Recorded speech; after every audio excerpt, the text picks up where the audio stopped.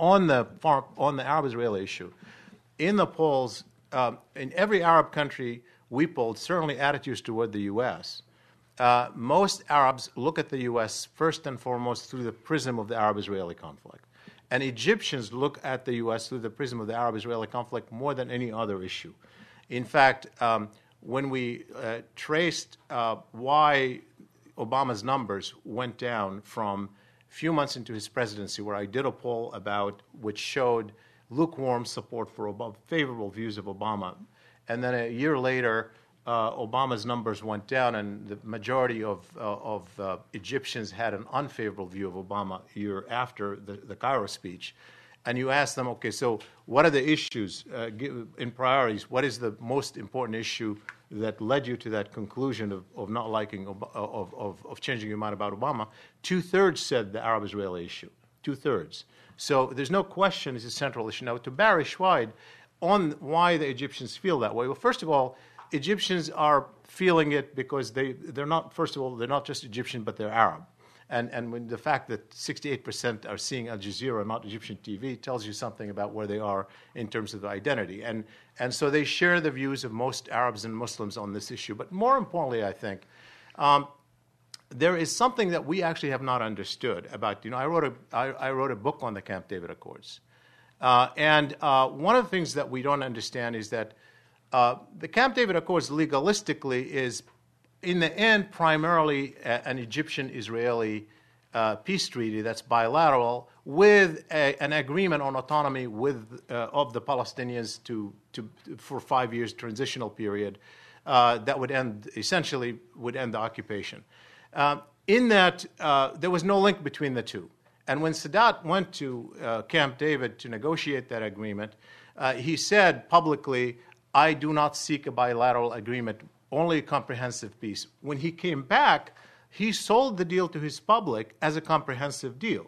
And while there was no legalistic connection, to this day, all of the Egyptians think Camp David meant the Palestinians should have had their independence by now. And so psychologically, from the Egyptian point of view, that Israel has not fulfilled its obligation. We're not talking about the legalistic. We're talking about the mindset, the psyche, the political culture sees that has not been fulfilled, and they take a responsibility because of the role they played they see themselves as a leading Arab actor. And of course, not to mention what's happening in Gaza. Gaza had been, part of under Egyptian control until '67. The Egyptian people are very sympathetic to what's happening in Gaza, and we're angry with the governments for sealing it off. And I think that's, in fact, maybe going to become one of the casualty policies in whatever happens in Egypt. The first thing I think will be any Egyptian government is going to have a hard time maintaining the kind of sanctions that are imposed on Hamas. Stephen, why didn't we see this revolution coming? We didn't perceive that the Egyptian government was vulnerable. It seemed like it had a very strong, firm hand over society, and that really answered the question that we were asking at the time. All right, questions? We've got a question here and over here. We'll take two at a time. Hi, Kristina Kelly. I want to ask you about, you made the point that Egyptians are inherently averse to any outside opinion, whether it's supportive or not. As I was watching the news, I kept hearing, America, stay out of it. Then America, why aren't you supporting us? You're a democracy. Use your values. Then there was the risk that if we did nothing and Mubarak stayed in power, that it was our fault, that behind the scenes we were pulling strings, using our influence. What should we do, and what can we do better next time in these situations? Hi, my name is Katia Lawani from International Relief and Development. So more and more you're seeing data about women in the Egyptian protests. So I'm a little curious to find out your predictions in terms of what the role of Egyptian women can be in the future in terms of using it as leverage in terms of various different political parties, or how they can become more active. And just because there's been so much talk between the Muslim Brotherhood versus Mubarak, they actually had a little more leeway in terms of getting women represented in the parliament.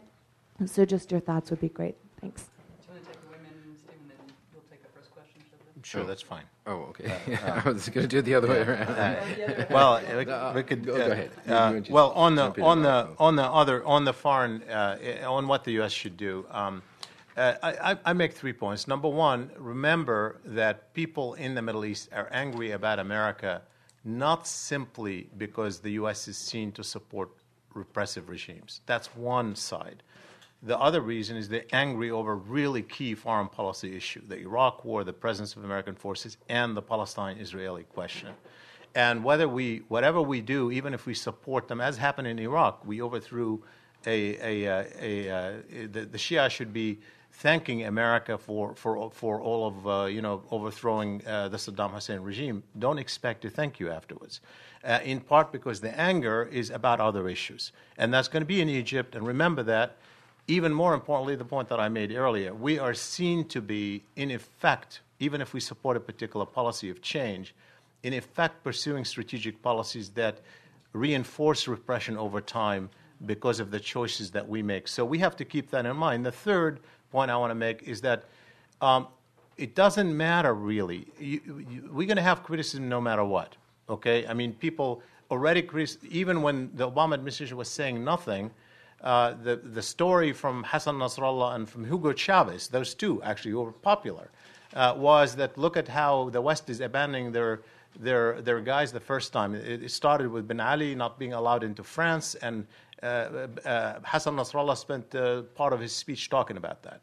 You know, what's going to happen. So, and then on the other hand, you're going to have people who are saying, well, we're trying to injure. They sent Frank Wisner to make sure that Mubarak stays. So you're going to have that no matter what. I don't think it's going to matter, ultimately for the U.S. The point is we cannot, even if we wanted to, engineer an outcome in the Middle East. Even if we're invested in a particular outcome, we haven't demonstrated that we're good at it. I mean, look at what happened with the Palestinian elections. Look at what happened, the outcome in Lebanon recently with Hezbollah having the upper hand. Look at what happened in Iraq. So I don't think that is really up for the U.S. and we have to rethink that altogether.